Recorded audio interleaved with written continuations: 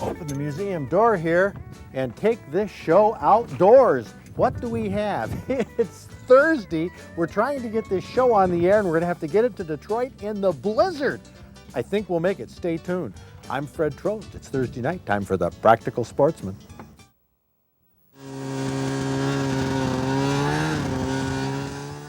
Fred Trost's Practical Sportsman is brought to you by D.L. Kessler & Sons Construction, specializing in residential development and commercial construction since 1977, and by the financial support of viewers like you.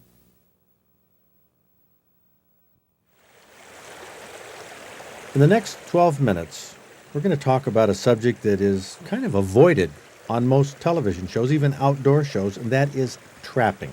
It's an activity that takes place back in the woods and waters of this country, and people don't seem to understand trapping. Now, people do understand commerce. They understand buying and selling and auctions and clothing, and that is one part of the trapping business. That's the practical part. Fred Ignatowski is a guy who traps. He's also a DNR wildlife biologist. He's trapped all his life. He grew up with it, so he understands it. And he enjoys it. John Ford went with him along a river to talk about it. What do we got? Well, we got this little spring, little creek that comes down through here that stays open most of the winter. And so again, it's a source of food for animals to come to investigate to see if they can find something, and it's also a means of easy travel from one point to another. And So where would you put a trap down here? well, you would just put it just where that spring seems to be going under that big stump and all that whole conglomerate of roots there. If you can get a trap in there, again, there's a good chance that you would pick up an animal at some point in time. But your traps are further up? They're further down. Oh, let's go Yep. check. Let's go check them. Okay. This looks like precarious. It is. Footing here. You got to be very careful when trapping. Well, you have to be very careful for a lot of reasons when you're trapping. There's not just the outdoors when you're out there by yourself, as many trappers do, walking across rivers, ice. A lot of dangers there, but there's also dangers from the critters themselves. We're talking about foxes, coyotes, mink, muskrat, raccoon. These animals have tempers. These animals have diseases. And most of the time when they're handled, they're dead, but the disease is a concern. Just a part of trapping. Now, what are you setting traps for down in here? Here we're setting for muskrats or coon. Trappers are generally fairly specific as to what they're going after. Years ago, they would go after the animals that produce the most money for their pelts. Nowadays, the money isn't there for most of the animals, so it's only the die-hard trappers who are left. Right I made a little set right there underneath that log that crosses over okay. Yep. Anything in it? Not at this point. Okay. Now, how often will you get something in your traps? Well, it depends on, some animals only come through every week or two. So, you might only get something in this trap once or twice through the whole season. And so therefore you put 5-6 traps in an area, so hopefully over the course of the time that you're in here trapping, you can pick up the surplus animals. This idea of surplus animals is important to understand with trapping. Without wolves and without the big predators, the populations of the animals that are trapped, the vermin and the predators, has gone sky high.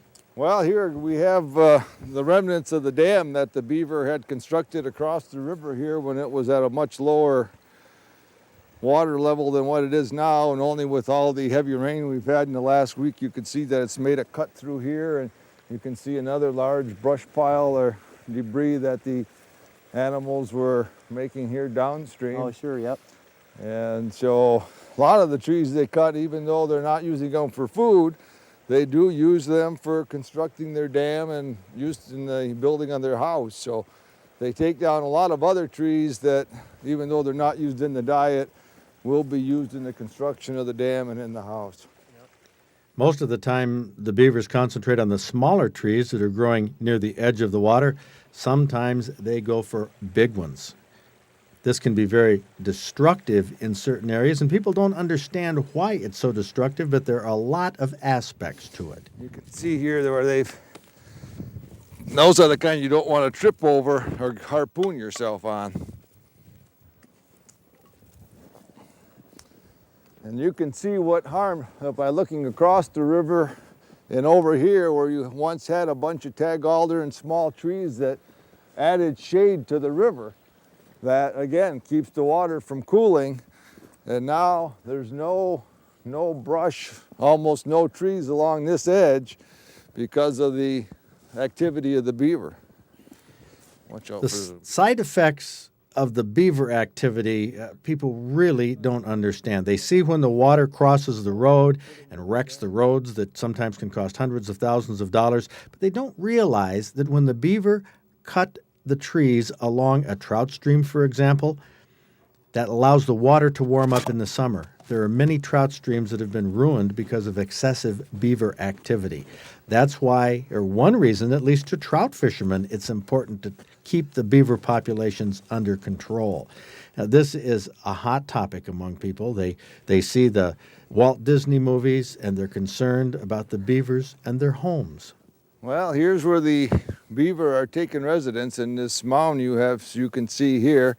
There's a breathe hole right here where the air is able to escape up from out of the house. And there's two types of beaver. There's bank beaver, which is what you normally find on a river like this. And then there's the beaver that will build their house on a pond or on a lake, and entirely different type of situation as compared to these that do all their activity along the banks. You can see here's an ash here that they have taken down to munch on. That would be one of their foods, but popple is by far their best. You know, they'll take willow as well, and they'll cut down just about most anything to use for their house. And some people have been very upset in buying property up north along a stream. When the beavers block the stream, it backs up. They find they don't own land anymore. They own a great big pond. Right. You can see how high the water has come up. Right here is the feed bed, but again, the water is so dark that you can't hardly. Now, when you say feed bed, what do you mean? Where they come to store a bunch of the food underwater so that when the conditions get such as if it gets froze over or so that they can't get up on the bank to find something to eat, they can just come down here, grab what they're looking for right there under the water, right next to their house, and get by till spring breakup. So that was a natural location then for this trap, is to put it right down in here. Right, yeah, see normally this feed bed, once this water drops, the channel, the only open channel is right along this bank. Right. And so the beaver will ultimately travel right along that particular route, and right here would be the trap. Now, we're not talking about eradicating beavers or eradicating any wild animal population. We're talking about putting it under control, especially with an animal that can cause problems like beaver. The question that everybody has is, how many beavers are optimal? It's a tough question. Now, is this high water Yes, affect it's- anything? Well, it does, because when you make your sets, you're making your traps to be effective for a certain water level, and once you get this much rain, or you can live with about an inch or two fluctuation, but once you start getting 5-6 inches, in this case it's been almost a foot higher than what it normally is, and so that will alter your effective success considerably. Now, what are you doing there? I'm just readjusting the trap to get it up to the level of the water level so that if something does come through, we'll be able to be successful. What's the deal with the stick? Oh, you're just wedging it in there? Yep, just to stabilize the trap. Now, these traps are the area of the big concern. It's what much of the legislation has been about around the country, and it's gone different ways.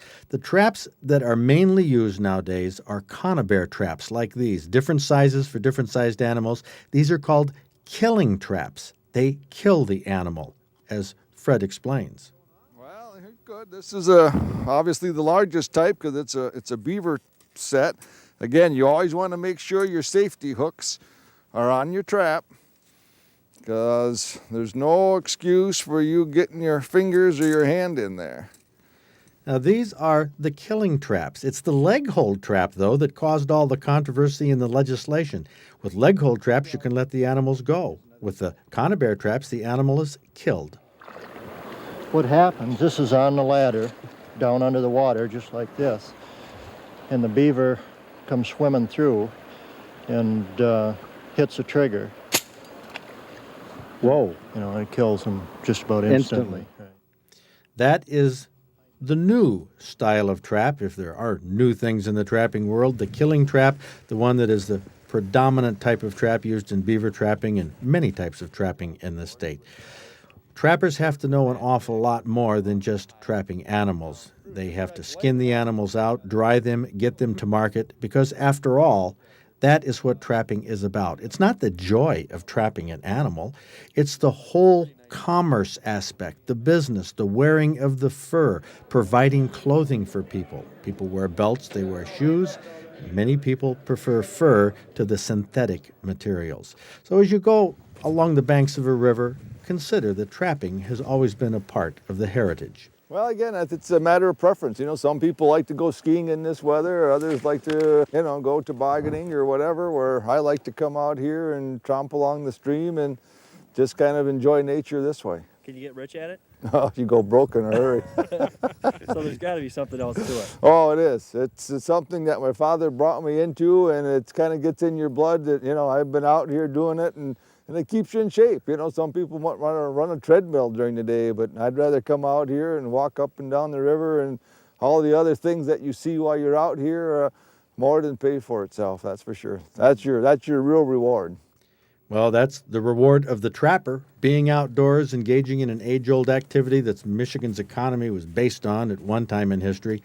The animals are still there in greater numbers than ever before. Trappers aren't because of the fur prices, but there are indications that fur is becoming more acceptable once again. Some people are feeling that wearing fur is practical. Those of us who have trapped wonder, though, if people will ever accept trapping as a practical outdoor activity. Well, of course, I was at law school while that feature was being taped, and here's the man, John Yep. Ford. He was up there beside the camera. Covering the bases. Now, what do you think, Mr. You Producer? looked a little bit concerned when you were looking over that tape to write the script. You looked like you didn't know. No, hold it. Don't shift the blame. Why? I'm not You shifting were the blame. concerned, too. Well, I'm concerned because, you know, it's a hunting and fishing show, but I don't know how much we should. I want to gear it to hunting and fishing, but you got to be conscious. Cut to it, Johnny. Trapping makes people uncomfortable. Makes people nervous. It does make people nervous. But we don't want to end up being a mealy-mouth hunting and fishing show. We want to take a stand. I think people should wear fur. What stand? I think people should wear fur. And I don't think they should be nervous But about that feature wasn't about wearing fur. That was about trapping. it. Well, that's true. It's a very confusing issue. It's what Well, it's all related. It's all related. I want to point out a couple things here in the Wilderness Journal, the current issue that we have that Kevin put in here. Here on page 2. Here, British animal rights supporters are fuming over reports that 14-year-old Prince William has shot his first stag. A little story on this. They're having this trouble abroad. You know, they're really hyper about things like that. And here's an article, Shush, whatever you do, don't mention trapping. In Colorado, the county commissioners, the Department of Agriculture, these people don't want to discuss, they don't want to touch the subject. Then we flip over here to a different page, an article, crowds muse over nearly naked fur protesters. How about that? I mean, they had 5 women who were pretty close to being naked, saying that they would rather be naked than wear fur. Sounds like they have a lot of time on their hands. Well, but what it shows, I think, even in the hunting and fishing, trapping, I suppose, publications, that people have a wide variety of very heated attitudes and opinions about trapping, and, well, not just trapping, because they don't care where the fur comes from. We're talking about trapping here. We don't know quite how to put a handle on it to present it to a world that is in turmoil over, you know, the leather we wear for shoes and for belts.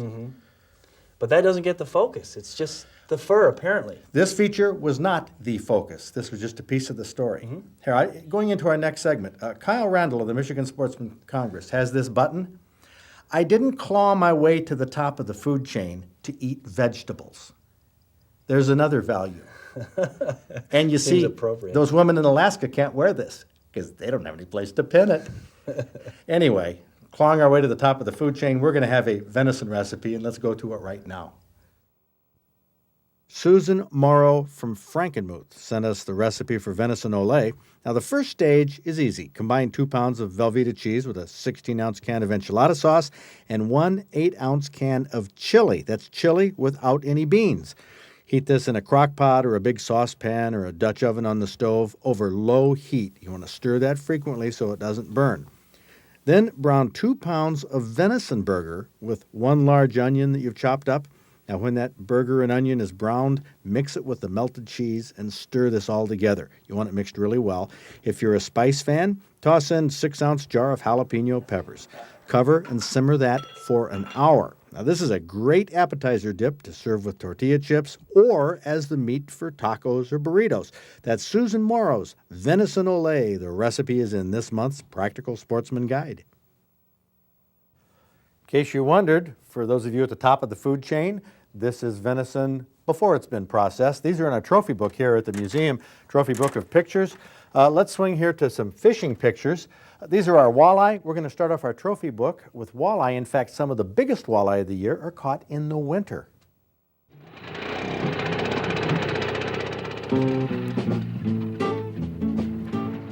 This is the kind of walleye they pull from Saginaw Bay in the winter. 10 pounds, 2 ounces, jigging a Swedish pimple. Caught on January 24th by John Lamar from Bay City. Winter is the time. Huge crappie. A lot of them are caught during spawning in June, but John Strakota from Elsie pulled this 16.5-inch crappie from Gratiot County's Rainbow Lake. That was the end of January. Crappie prefer minnows, and that was the magic bait. 14-year-old Nick Leslie from Bay City had a tale to tell on this one, I'm sure. 17.5-pound northern pike, 40 inches long, Beebe Lake in Clare County. That was on a tip-up in mid-February. Now, you want to hear a real fish story? Try this one on for size. Jackson County, a mill pond, and this bass, 2 feet long, 10 pounds, 1 ounce? Yow! Big one. No kidding. Biggest I've ever seen. And what's it, his brother? or what? 8-pounder I caught the day after. This one I caught off a friend of mine's line. He was fishing beside me, and I looked up and seen his bobber was tipped sideways, and you see the silhouette of him taking his bobber down. So I told him to set the hook, and I grabbed the net, and he set the hook, broke his line, the bobber was gone. He says, well, let's get the boat. I said, you're not going to chase that bobber around the lake. I grabbed a Rapala, threw it in the path of the bobber, snagged his bobber, and brought it in. 15 minutes later. Holy cow. What a deal. What, Liberty Mill Pond, what is that, public water? Or what? Yeah, Public water. This has got to be, offshore. I No can't boat. I can't recall how this stacks up in records, but in recent history, I can't think of a bass that's been taken anywhere near this size. Remarkable. I love it. You're a hero, aren't you?